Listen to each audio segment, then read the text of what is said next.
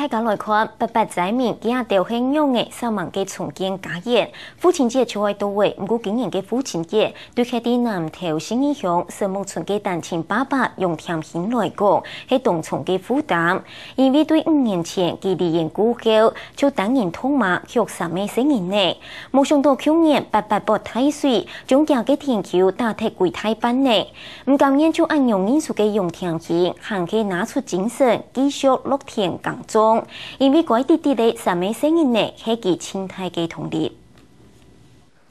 也打敗喺南投縣新義鄉石木村嘅自嘅航海，本單有動到嘅田橋，唔過去年800太歲，可以條田橋變做安尼嘅用嘅，尤其係用甜品嘅田地，也本太歲打睇嚟一般客家，春末2分地。平常同也愛鄉下做토마토辣椒嘅一條做唔嚟嘅，因為冇材料搶供應，故所做下就愛意思起價。要那些片片去看網做網到，大家咁好。辣椒啦，tomato，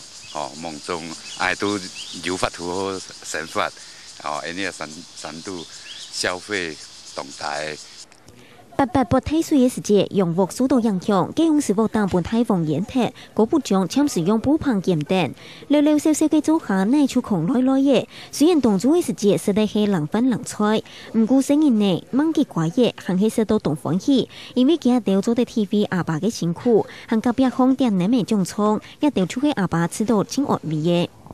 一個人工作養家，就很感謝他，就非常辛苦。佢冇阿妹按叫，我這個待很多年，動歡喜，佢讀書，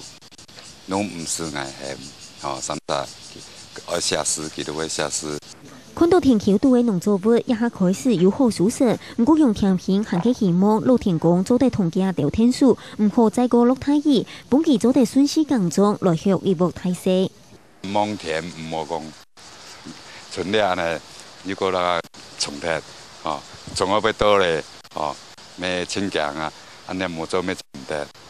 就算今年嘅父親節用冇冇慶祝，唔過是會看到3名乖弟弟嘅生年呢做得平安成年狀態，對用甜品來講，就係父親節親好嘅禮物。